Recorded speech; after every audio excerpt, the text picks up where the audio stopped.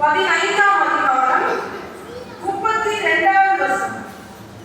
Mark 15:32. நாம் கண்டு விசுவாசிக்கத்தக்கதாக இஸ்ரவேலுக்கு ராஜாவாகிய கிறிஸ்து இப்பொழுது சிலுவையிலிருந்து இறங்கட்டும் என்று சொல்லிக் கொண்டார்கள். அவரோடு கூட சிலுவையில் அறையப்பட்டவர்களும் அவரை நினைத்தார்.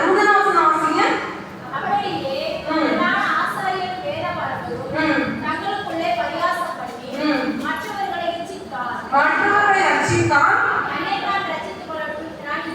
தன்னைத்தான் ரட்சித்துக் கொள்ள திராணியிலே பிரதான ஆசாரியர் பரியாசம் பண்ற வேதபாரரும் அவர் சுத்தி இருந்தவங்க என்ன சொன்னாங்க?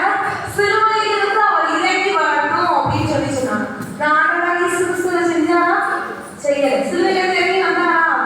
இல்ல. ஏன் வரல அப்படின்னு சொன்னா, ஒருவேளை சிலுவையில இருந்து இறங்கி வந்திருந்தாருன்னு சொன்னா விசுவாசத்தை முடிக்கிறவரை அவர் என்ன செஞ்சிருக்க மாட்டாரு, இருக்க மாட்டாரு. தேவனோட சித்தத்தை முழுமையாய் செய்து முடிக்கணும் அப்படிங்கிறது அவரோட விசுவாசமா என்ன செஞ்சு இருந்துச்சு.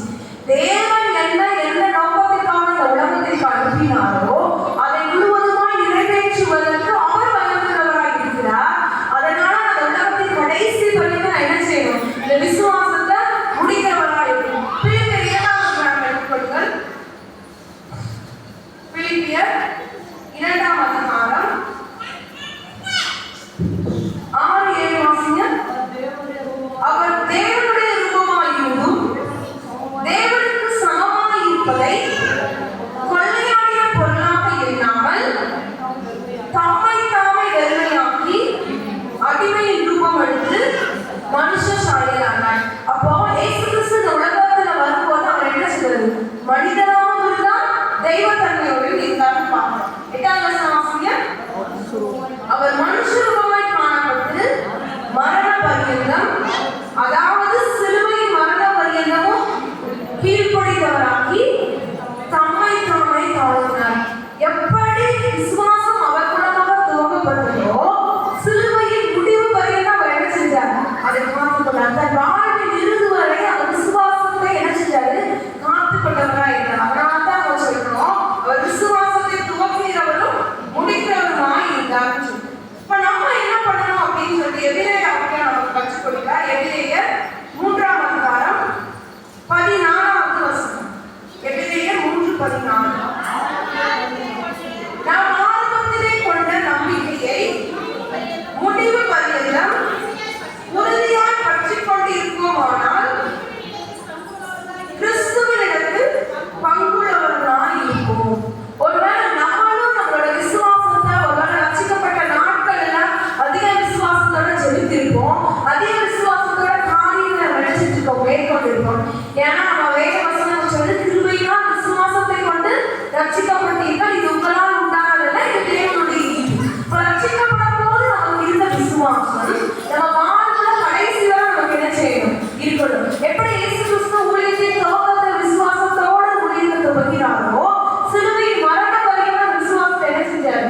விடாதவராய் இருக்கிறார். அதனால தான் அவர் விசுவாசத்தை துவக்கிறவரும் முடிக்கிறவருமாய் இருக்கிறார்னு சொல்றோம். அவரை மாதிரியாய் வைத்து பின்பற்றுகிற நம்மளை எப்படி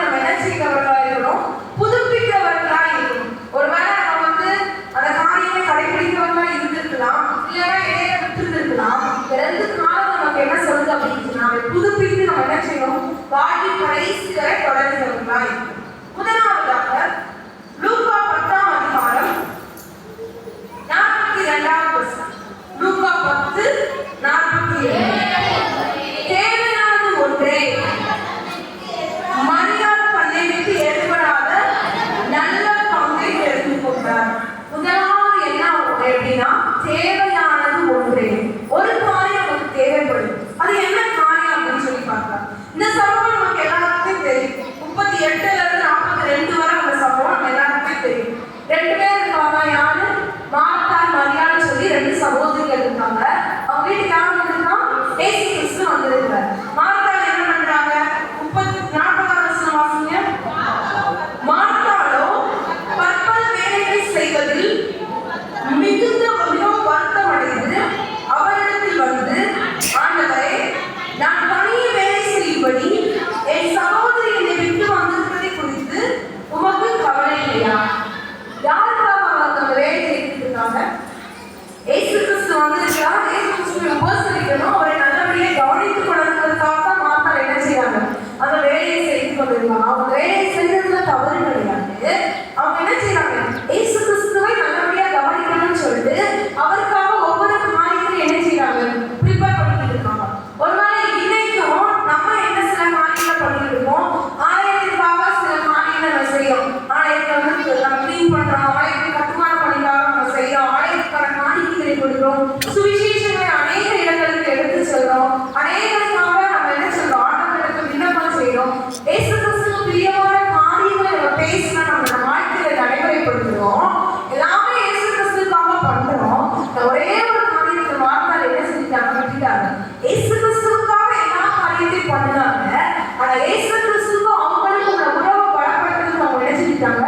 மறந்து போனாங்க. மரியாதை என்ன பண்ணாங்க? 39வது வசனம் வாசிங்க.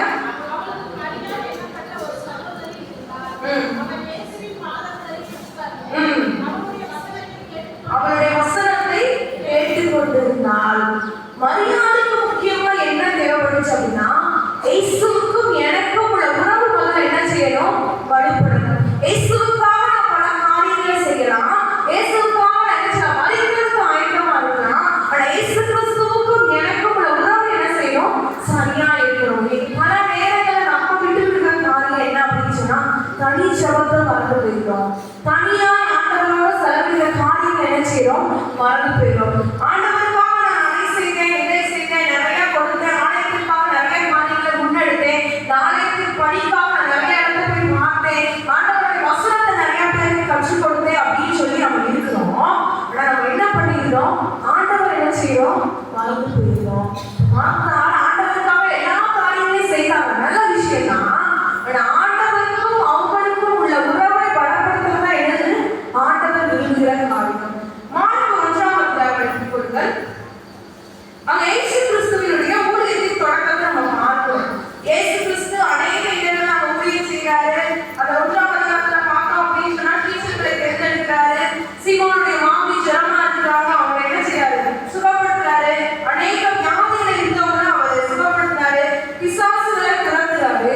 ஆனால் அவர் செய்ய முக்கியமான காரியம் என்ன செய்யணும்? அவ்வளோ பிஸியான ஒரு ஷெட்யூல்ல நம்ம அநேக நேரத்துல சொல்றது, நான் ரொம்ப பிஸியா இருக்கிறேன், அதனால ஆண்டவரிடத்துல வர முடியும்னு சொன்னோம். இயேசு கிறிஸ்து என்ன பண்றாரு? 1:35 வாசிங்க.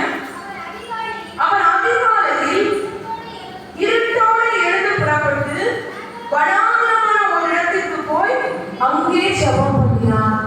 அவர் பல காரியங்கள் ஊழியத்தின் பாதையில கடந்து சென்றாலும் முதலாவது அவர் செய்த காரியம் என்னன்னா, அதிகாலையில் இருட்டோடு எழுந்து புறப்பட்டு வனாந்தரமான ஒரு இடத்திற்கு போய் அங்கே ஜெபம் பண்ணினார். ஜெபம் பண்றதுன்னா பிதாவோட பேசும்படி அவர் என்ன செஞ்சார்? கடந்து போனார். நம்மளோட வாழ்க்கையில் நம்மளோட வேலைகள், உலகத்துல ஓடுகிற காரியங்கள் அநேகமா இருக்கலாம். முதலாவது நம்ம என்ன பண்ணணும்? ஆண்டவர் இடத்துல, ஆண்டவர் பாதத்துல என்ன செய்யணும்? போய் அமரணும். அதைத்தான் அவங்க என்ன செஞ்சாங்க? மரியாதை ஆண்டவரோட பாதத்துல என்ன செஞ்சாங்க? அமர்ந்தாங்க. ஒரு காரியத்தை அவங்க செய்தாங்க, ஆண்டவரோட பாதத்துல அமர்ந்தாங்க. அதைத்தான் சொன்னாரு, தன்னை விட்டு எடுப்படாத நல்ல பங்கை மரியாதை என்ன செஞ்சாங்க? எடுத்தாங்க. ஆண்டவராக இயேசு கிறிஸ்துவே முதலாவது அதிகாரத்தை எடுத்து தேவனோட பாதத்துல அமர்ந்தார் அப்படின்னு சொன்னா நம்ம என்ன செய்யணும்? அவரோட பாதத்தை நம்ம என்ன செய்யணும்? அமர்கிறவங்களா இருக்கணும். வாசிக்கிற முதலாவது வேத பகுதியில யாத்ராகமம் 34ஆம் அதிகாரம் எடுத்துக் கொள்ளுங்கள்.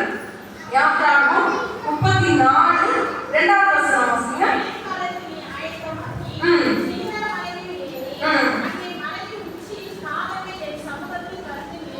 விடிய காலத்தில் நீ ஆயத்தமாகி உச்சியில் காணவேன் சமூகத்தில் வந்து நில் அப்படின்னு சொல்லி சொன்னார். அதுலயே 4வது வசனத்தை வாசிங்க.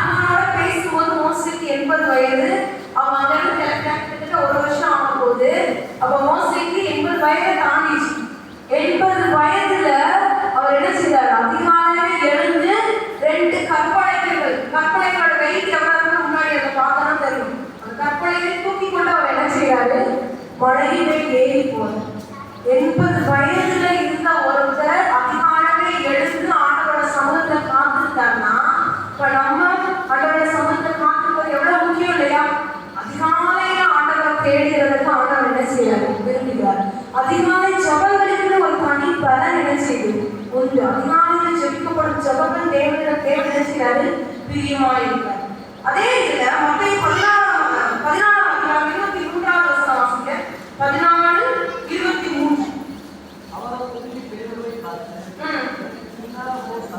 14:23.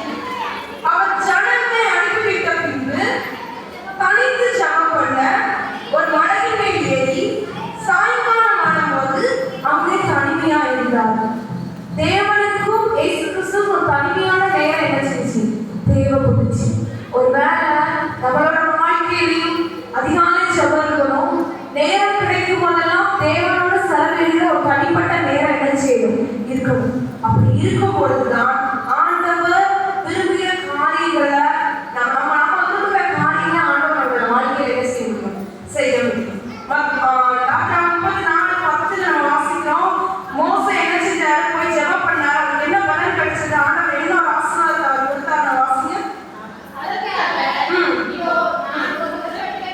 உடன்படிக்கை பண்ணுகிறேன், பூமி எங்கும் எந்த ஜாதிகளிடத்திலும் செய்யப்படாத அதிசயங்களை உன் ஜனங்கள் எல்லாருக்கும் முன்பாக செய்வேன்.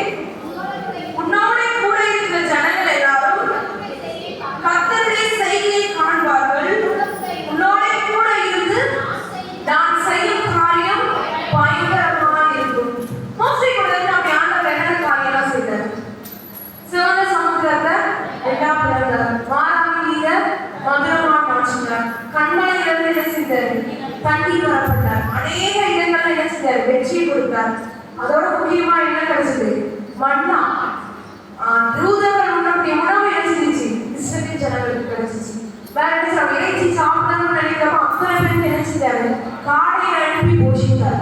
அப்ப மோசையோட இருந்து அவ்வளவு முன்னாடி எங்கேயும் அது மாதிரி நடந்துதான் நம்ம வேதத்திலே வாசிக்கல, நடந்தா சரித்திரமும் கூடல. இப்ப மோசையோட கூட இருந்து தேவன் செய்த காரியம் பயங்கரமா இருந்ததுன்னா அதுக்கு மோசே அதிகாலமே எழுத ஆண்டவரோட சமூகத்துல காத்திருந்ததும் ஆண்டவரோட கூட இருந்து அவர் என்ன செய்தாரு? தனியா இருந்து செபித்தார். ஒருவேளை 34ஆம் அதிகாரத்துல பின்னாடி நம்ம வாசித்து பார்த்தோம்னு சொன்னா அவர் மலையிலிருந்து இறங்கி வரும்போது என்ன செய்தார்? ரொம்ப வெற்றிச்சா பிரகாசமா இருந்தது பார்க்கிறோம். மோசையை தவிர வேற யாரும் முகமுகமா யாரும் என்ன செய்யறாரு? தேவனோடு என்ன செய்யறார்? பேசலாம். அப்படிப்பட்ட ஒரு தரிசனத்தை மோசை பெற்றுக்கொண்டாங்க அப்படின்னு சொன்னா அதற்கு முக்கியமான காரணம் என்ன? ஆண்டவரோட சமூகத்துல அமர்ந்திருப்பது அவர் என்ன செஞ்சாரு? தெரிந்து கொண்டார். இன்னைக்கு நம்மள ஆண்டவருக்கு ஒரு தீர்மானம் எடுக்கலாம். ஒன்று செய்கிறேன். என்ன செய்ய போனோம் அப்படின்னா ஆண்டவரோட பாடத்துல அமர்ந்திருக்கிறத நம்ம என்ன செய்யணும்? தெரிந்தெடுக்கணும். அன்னைக்கு மரியாதை ஒரே ஒரு காரியத்தை தெரிந்தெடுக்கப்படுறாங்க. திருமண வாசிக்குமா? லூக்கா 10ஆம் அதிகாரம் 42வது வசனம். தேவையானது ஒன்றே, மரியாள் தன்னை விட்டு எடுபடாத நல்ல பங்கை தெரிந்து கொண்டாள். நம்மளோட வாழ்க்கையில் முதலாவது தேர்ந்தெடுக்க வேண்டிய முதல் ஒன்று காரியம் என்ன அப்படின்னு சொன்னா ஆண்டவரோட சமூகத்துல காத்திருக்கிறத என்ன செய்யணும்? தெரிந்து கொள்ளணும்.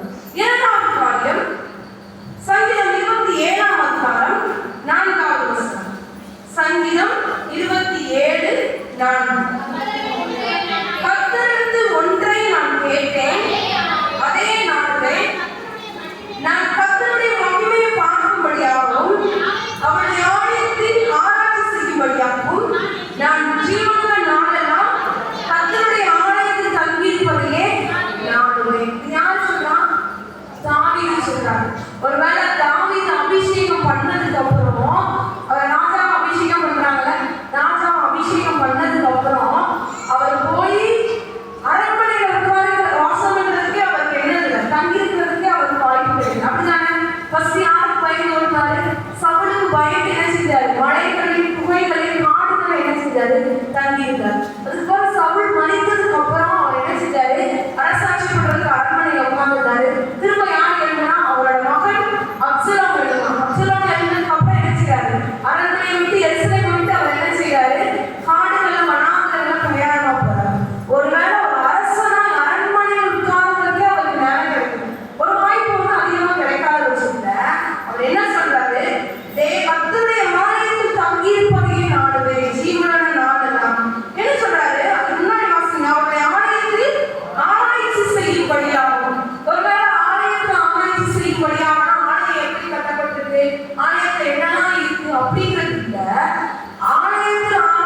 இருக்கும்படியா அப்படின்னா ஆண்டவருடைய வசனங்களை ஆராய்ந்து பார்க்கும்படியா தாவீது விரும்பினார்.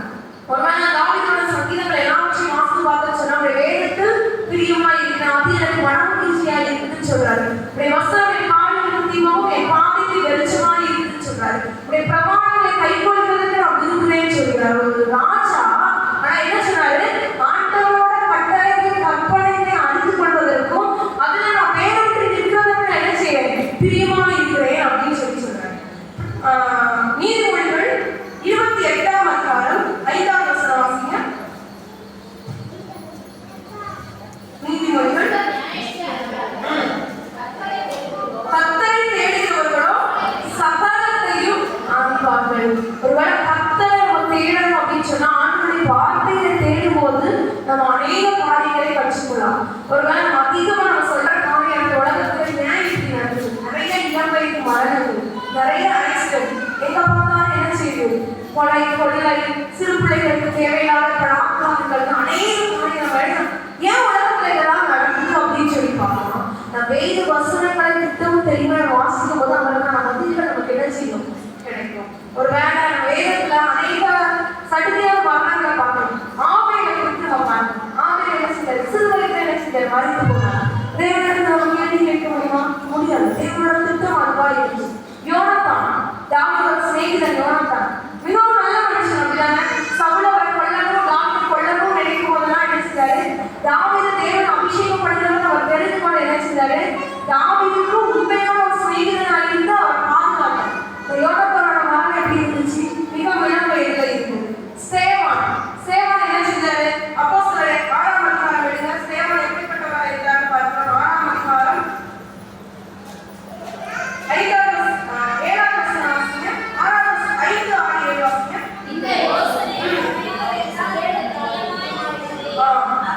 அப்பொழுது விசுவாசமும் பரிசுத்த ஆவியும் இரண்டாமாகிய சேவானையும்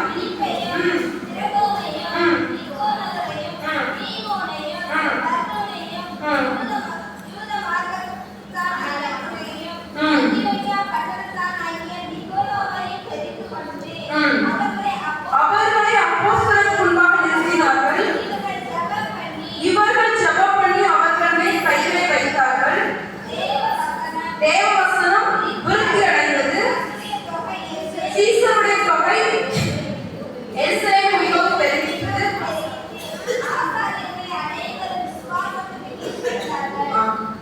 திருச்சபையை விசுவாசிப்பதற்காக 7 பேர் தெரிந்து கொடுத்தாங்க.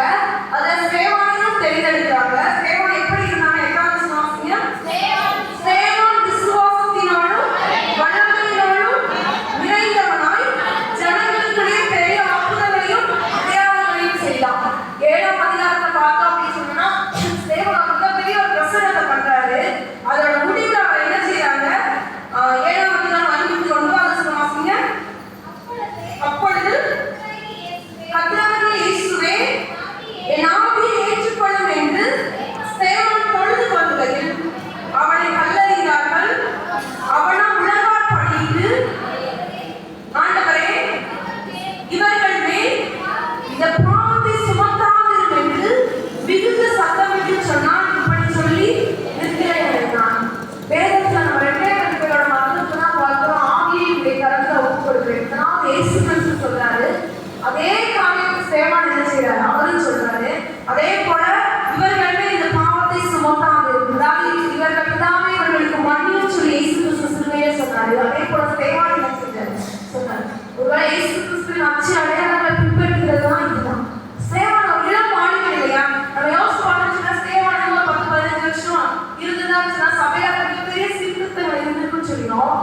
சேவானுடைய மரணம் முதலாவது ரத்த சாட்சி மரணமா என்ன செய்ய வேதத்துல தேவன் கப்பி கொடுத்தார். தேவனோட காரியங்களை நம்ம என்ன செய்ய முடியாது, அறிந்து கொள்ள முடியாது. திருச்சபையில பேசும்போது முடியும் சொன்னாரு, ஒரு நாய்க்குட்டி இருக்குது, அது அடிபட்டிருக்கு அப்படின்னு சொன்னோம்னா அவங்க எஜமானி எடுக்க போனா உள்ள எடுக்க விடுவாங்க, காயத்தை கட்ட விடுவான். நாய்க்கு என்ன செய்யும், எஜமானியே தடுக்கிறது.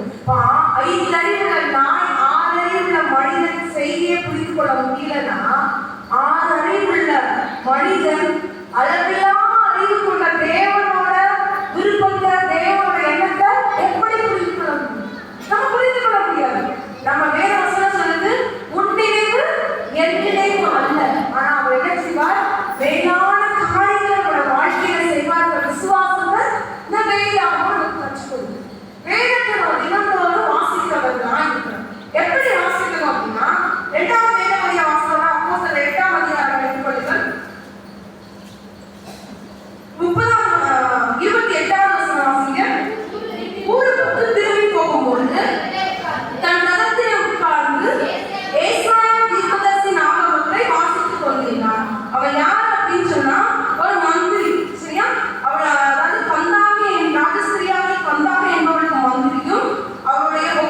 எல்லாவற்றிற்கும் தலைவனாயிருந்த எத்தியோப்பியனாகிய ஒருவன். அவனோட பேர் அங்க இல்ல. ஆனா அவன் என்ன செய்யறான்? ஏசாயா தீர்க்கதரிசி புஸ்தகத்தை வாசித்துக் கொண்டிருந்தான். வாசித்துக் கொண்டிருக்கும் போது பிலிப்பு ஆண்டவர் என்ன செய்யறாரு? அவனிடத்துல அனுப்புறாரு. அவர் போனோன்னு பிலிப்பு என்ன கேட்கிறார்? 30 கடைசி வாசிங்க. நீ வாசிக்கிறவர்களின் கருத்து உனக்கு தெரியுமா? ஒரு மந்திரியை பார்த்து அவர் என்ன செய்யறாரு? கேட்கிறாரு, நீ வாசிக்கையே என்னோட கருத்து உனக்கு தெரியுமான்னு கேட்கிறாரு. உடனே மந்திரி யாரை பார்த்து என்ன கேட்கறன்னு கேட்கல. அவர் என்ன செய்யறாரு? எனக்கு தெரியாதுதான். என்ன செய்ய அறிந்து கொள்ள முடியும். 30 வாசிங்க. அதற்கு அவன், ஒருவன் எனக்கு தெரிவிக்காவிட்டால் அது எனக்கு எப்படி தெரியும் என்று சொல்லி பிலிப்பு ஏறி தன்னோட உட்காரும்படி அவனை வேண்டிக் கொண்டான். ஒருவேளை இன்னைக்கு நம்ம வேத வசனங்களை வாசிக்கும் போது பல நேரங்கள் நமக்கு என்ன செய்யறது? புலப்படுறது. அப்புறம் மனிதர்களை தேடி போறதுல நமக்கு யார் கொடுத்திருக்காரு? பரிசுத்த ஆவியை தேவன் நமக்கு கொடுத்திருக்காரு. அவர் நமக்கு என்ன செய்யணும் நமக்கு என்ன செய்யறாரு? கற்றுக் கொடுக்கிறவராக இருக்கிறார். வேத வசனத்தை வாசிக்கிறது மாத்திரமல்ல, அதனோட கருத்துக்களை அறிந்து கொள்வதற்கு நம்ம என்ன செய்யணும்? நான் அதைத்தான் தாவீது சொல்றாரு, ஒன்றே நான் கேட்டேன் அதையே நாடுவேன். என்ன கேட்டேன்? ஆலயத்தை ஆராய்ச்சி செய்யும்படியாக, வேதத்தை ஆராய்ச்சி செய்யும்படியாக நம்ம யாருக்கு கேட்கணும்? ஆண்டவர்களை கேட்கணும். பிலிப்பு என்ன செய்யறாரு? உட்கார்ந்தார். 34 வசனம் வாசிங்க.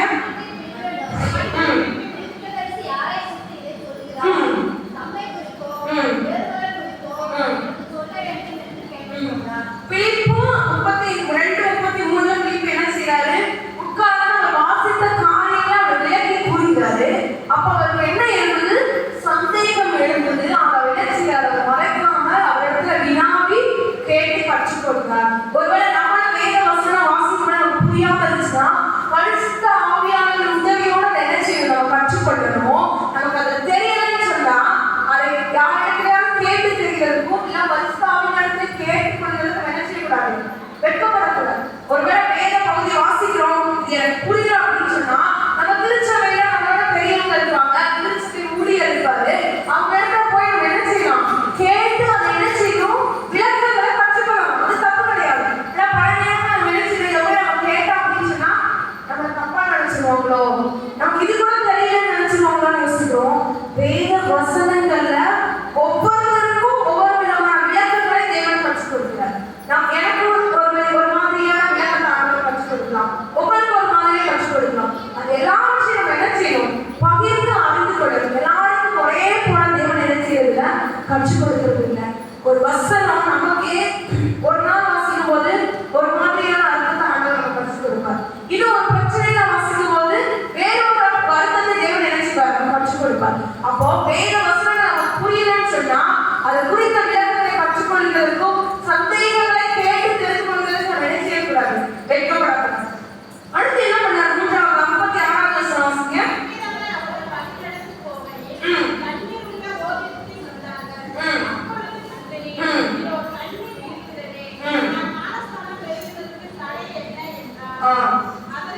அதற்கு பிலிப்பு, நீ முழு இதயத்தோடும் விசுவாசித்தால் தடையில்லை என்றான். அப்பொழுது அவன் இயேசு கிறிஸ்துவை தேவனுடைய குமாரன் என்று விசுவாசித்தேன் என்று சொல்லி ரதத்தை நிறுத்தச் சொன்னான்.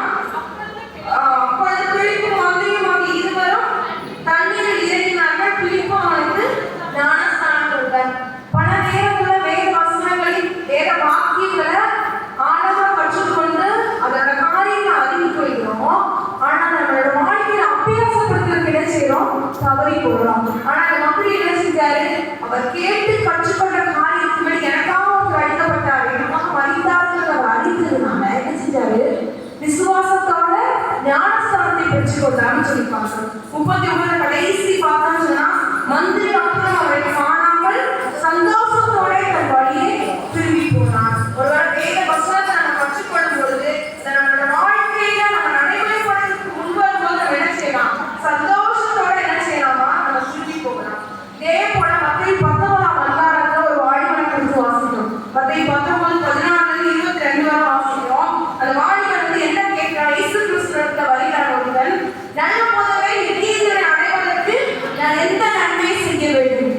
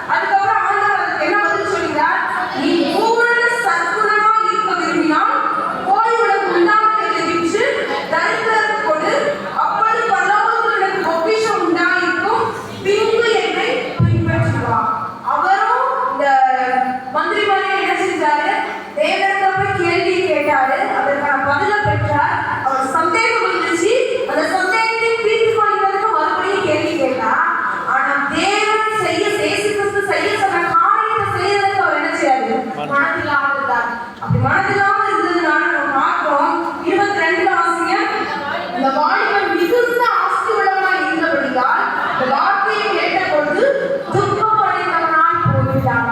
இயேசு கிறிஸ்துவ ஊழியத்தின் பாதையில இருக்கும்போது சந்திக்க வந்தவர்கள துக்கத்தோட கடந்து போன ஒரே ஆள்தான் யாருதான்? அந்த வாலிபன் தான். இது எல்லாமே சுகம் பெற்று போனாங்க. அவங்களுக்கு வேலை நடந்தது, மனிதவங்க உயிரோட எல்லாருமே சந்தோஷத்தோட திரும்பி போனாங்க. ஒருத்தர் மட்டும் என்ன செய்யலாம்? துக்கத்தோட போறான். இன்னும் பல நேரங்களில் நம்ம துக்கத்தோட காணப்படுகிற ஒரே காரணம் என்னன்னா, வேத வசனங்களை வாசிக்கிறோம், வேத வசனங்களை தியானிக்கிறோம், நம்ம சந்தேகங்களை கேட்டு தீர்த்து கொள்கிறோம், அந்த அர்த்தங்களை தெளிவாய் புரிந்து கொள்கிறோம். நம்ம வாழ்க்கையை கடைபிடிக்கிறதுக்கு நம்ம என்ன செய்யறோம்? தயக்கம் காரணம். அதனாலதான் இன்னும் நம்ம என்ன செய்யறோம்? துக்கத்தோட இருக்கிறோம். அந்த மந்திரி என்ன செஞ்சான்? உடனே ஏற்றுக்கொண்டு என்ன செஞ்சான்? விசுவாசித்து ஞானஸ்நானம் பெற்று அதை ஏற்றுக்கொண்டு தன்னோட வாழ்க்கையில கடைபிடித்தான். சந்தோஷமாய் திரும்பி போனான். அந்த வாய்ப்பை என்ன செஞ்சான்? கடைபிடிக்கிறதுக்கு அவனுக்கு என்ன இல்லை? மனசு இல்லை. அதனால என்ன செஞ்சான்? துக்கத்தோட திரும்பி போனான். முதலாவது இன்னைக்கு நான் சொன்னேன், ஆண்டவரோட சமூகத்துல அமர்ந்திருக்கிற மக்களை நம்ம தேர்ந்தெடுக்கணும். ரெண்டாவது ஆண்டவரோட வேதத்தை ஆராய்வதற்கு நம்ம என்ன செய்யணும்? தெரிஞ்சுக்கணும். மூன்றாவது காரியம் பிலிப்பியர் 3ஆம் அதிகாரம் 13-14 வாசிங்க. பிலிப்பியர் 3ஆம் அதிகாரம் 13-14. சகோதரரை பிடித்துக் கொண்டேன் என்று நான் எண்ணுகிறதில்லை, ஒன்று செய்வேன், பின்னானதை மறந்து முன்னானதை நாடு, கிறிஸ்து இயேசுவுக்குள் தேவன் அழைத்த இலக்கை நோக்கி தொடர்கிறேன். அப்போ கடைசியா நான் செய்யப்பட ஒன்று என்னன்னு சொன்னா, நான் இலக்கை நோக்கி தொடர்கிறேன். அது எப்படி தொடர்கிறேன்னு சொல்லி 12ஆம் வசனத்துல அவர் சொல்றாரு பாருங்க. நான் அனைத்தாயிற்று அடுத்த முற்றும் தேடினவனானே இல்லாமல் கிறிஸ்து இயேசுவினால் நான் எதற்காக பிடிக்கப்பட்டேனோ அதை நான் பிடித்துக் கொள்ளும்படி ஆசையாய் தொடர்கிறேன். 3 விஷயத்தை சொல்றாரு. நான் அனைத்தாயிற்று அடுத்த முற்றும் தேடினவனானே. இந்த பவுல் யார் அப்படின்னு சொல்லி அவர் அனைத்தானே சொல்றாரு அப்படின்னா 5ஆம் வசனம் 6ஆம் வசனம் வாசிங்க. நான் 8ஆம் நாள் விருத்த சேதம் அடைந்தவன், இஸ்ரவேல் வம்சத்தான், பென்யமீன் கோத்திரத்தான், எபிரேயன் எபிரேயன், நியாயப்பிரமாணத்தின்படி பரிசேயன், பக்தி வைராக்கியத்தின்படி சபையை குற்றப்படுத்தியவன், நியாயப்பிரமாணத்தின்படி நீதிப்படி குற்றம் சாட்டப்படாதவன். எனக்கு இவ்வளவு குவாலிட்டிஸ் இருக்குது. ஆனால் நான் எப்படி கிடையாது? நான் எல்லாத்தையும் அடைந்துட்டேன், முற்றும் தேடினவன் கிடையாது. இன்னும் இடத்துல என்ன இருக்கு? குறை இருக்கு. அதெல்லாம் சரி செய்யும்படி இயேசு கிறிஸ்து என்னை எதற்காக பிடித்தாரோ அதை என்ன செய்யணும்?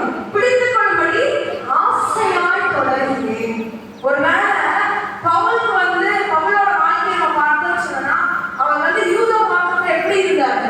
ஒரு திடகாரமா பக்தி வைராக்கியத்தோட இருந்தார். ஒரு சபையை துன்பப்படுத்தினாரு அப்படின்னு சொல்லி பார்த்தா என்ன சொல்றாரு? பக்தி வைராக்கியத்தின்படி சபையை துன்பப்படுத்தினார். பவுலை நம்ம ஃபர்ஸ்ட் முதலாவது எங்க பார்க்கிறோம்? சேவான கல்லறையின் போது பவுலை நம்ம பார்க்கிறோம். ஆனால் இயேசு கிறிஸ்து அவர் எப்ப தேர்ந்தெடுத்தார்? அப்போஸ்தலர் 9ஆம் அதிகாரம் எடுத்துக்கொள்ளுங்கள். முதல் 2 வசனம் வாசிங்க. இன்னும் கர்த்தருடைய சீசரை பயமுறுத்தி கொலை செய்யும்படி சீறி பிரதான ஆசாரியருக்கு போய்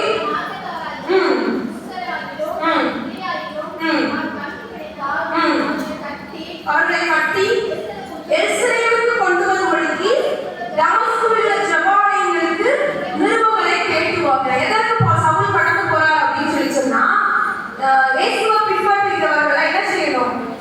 கொலை செய்யும்படி அவங்க கட்டி என்ன செய்யணும்? எருசலேமுக்கு கொண்டு வரும்படி அவங்க பயமுறுத்துற சீஷர்கள் பயமுறுத்துற நினைச்சாரு. நிருபங்க கடிதங்களை வாங்கிக்கொண்டு போறாரு. அப்பதான் பார்க்கிறோம் 3ஆம் அதிகாரம் 3ஆம் வசனம் 3, 5, 4, 5ல பார்க்கிறோம். இயேசு கிறிஸ்து அவரை சந்திக்கிறாரு. சந்திக்கும்போது 5ஆம் வசனத்துல அவர் என்ன கேட்கிறாரு? ஆண்டவரே, நீ யார் என்றால் அதற்கு கர்த்தர், நீ துன்பப்படுத்துகிற இயேசு நானே, முள்ளில் உனக்கு உதைக்கிறது உனக்கு கடினமா அப்படின்னு சொல்லி சொன்ன உடனே என்ன செய்யறாரு? அவர் கேட்ட முதல் கேள்வி என்ன அப்படின்னா, ஆண்டவரே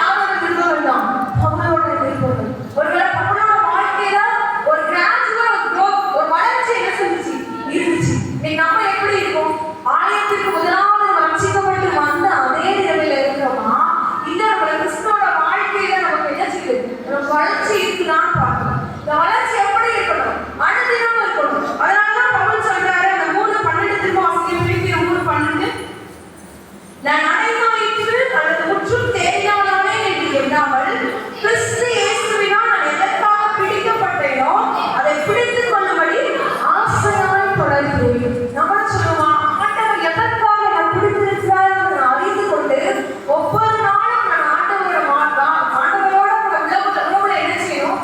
வளர்ச்சி அடையணும். கடைசியா யோவான் 3ஆம் அதிகாரம் எடுங்க. 3ஆம் அதிகாரத்துல யூதருக்குள்ளே அதிகாரியான நிக்கோதேமு எனப்பட்ட பரிசேயர் என்ன செய்யறான்? ஒரு வருதான் அவன் இயேசு கிறிஸ்துவை சந்திக்கும்படியாய் ராத்திரியில என்ன செய்யறாரு? இயேசு கிறிஸ்துவிற்கு வர்றாரு. வந்து அவன் இடத்துல கேட்ட ஒரு காரியம் என்ன அப்படின்னு என்ன கேட்கிறாரு? 2ஆம் வசனம் கடைசி வாசிங்க.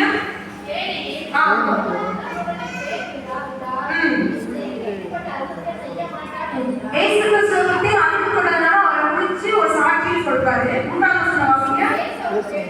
இயேசு அவனுக்கு பிரதியுத்தரமாக ஒருவர் மறுபடியும் பிறவாவிட்டால் தேவனுடைய ராஜ்யத்தில் காண மாட்டான்னு இயேசு கிறிஸ்து சொல்றாரு. அப்ப அவர் சந்தேகங்களை கேட்கிறாரு. ஒருவர் மறுபடியும் எப்படி பிறக்க முடியும்னு சொல்லி கேட்கிறாரு. இப்ப நான் குறித்து நினைச்சாரு இயேசு கிறிஸ்து கற்றுக் கொடுக்கிறார். முதலாவது நிக்கோதேமு இயேசு கிறிஸ்து இடத்துல ராப்பாளத்துல வரும்போது அவருக்கு எதுவுமே தெரியல. ஆண்டவர் கற்றுக் கொடுக்கிறார். அதே நிக்கோதேமு 7ஆம் அதிகாரம் 50-51 வாசிங்க.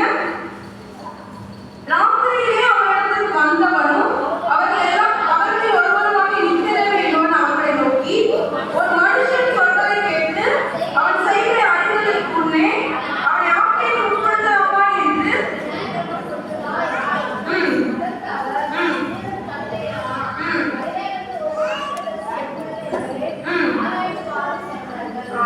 அவர் என்ன செய்யறாரு அப்படின்னா, முதலாவது பயந்து ராத்திரியில அண்ணனிடத்துல வந்தவர் இந்த நியாய சங்கத்துல அவர் என்ன செய்யறார்? சாய்கறி சங்கத்துல இயேசு கிறிஸ்துவுக்காக பரிந்து பேசுகிறவரா இருந்தார். அப்ப அடுத்த சமூக வளர்ச்சி அவருக்கு கடைசியில யோவான் 19ஆம் அதிகாரம் 39 வாசிங்க.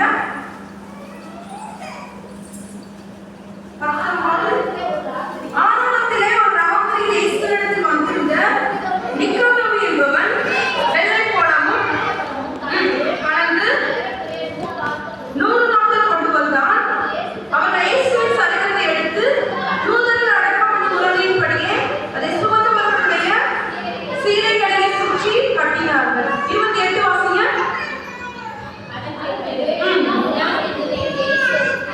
38 வாசிங்க. இவைகளுக்கு பின்பு அறிமத்திய ஊரானாகிய யூதருக்கு பயந்ததினால் இயேசுவுக்கு அந்தரங்க சீஷனுமாகிய யோசேப்பு இயேசுவின் சரீரத்தை எடுத்துக்கொண்டு போகும்படி பிலாத்துவிடத்தில் உத்தரவு கேட்டான். பிலாத்து உத்தரவு கொடுத்தான். ஆகையால் அவன் வந்து இயேசுவின் சரீரத்தை எடுத்துக்கொண்டான். யோசேப்பு நிக்கோதேமும் சேர்ந்து என்ன செஞ்சாங்க? இயேசுவோட சரீரத்தை எடுத்து அதை அடக்கம் பண்ணிட்டவங்களா இருந்தாங்க. அப்போ நிக்கோதேமோட வாழ்க்கையில இயேசுவிடத்தில் வரும்போது எதுவுமே அறியாதவனா வந்தான். 2வது அவரோட வாழ்க்கையில வளர்ச்சி எப்படி இயேசுக்காக பரிந்து பேசினார்.